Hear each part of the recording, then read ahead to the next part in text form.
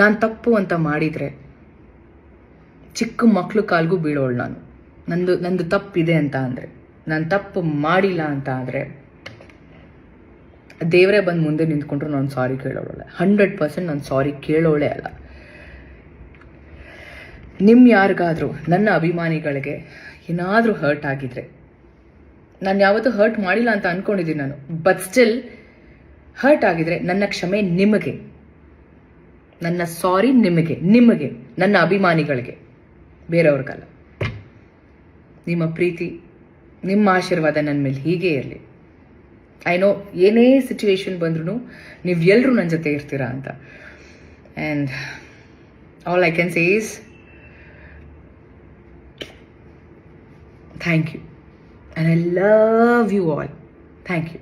ನಮ್ಮ ವಿಜಯವಾಹಿನಿ ನ್ಯೂಸ್ ಚಾನೆಲ್ನಲ್ಲಿ ಪ್ರಮೋಷನ್, ಜಾಹೀರಾತು, ಅಡ್ವರ್ಟೈಸ್ಮೆಂಟ್ ನೀಡಲು ಸಂಪರ್ಕಿಸಿ 9535808456.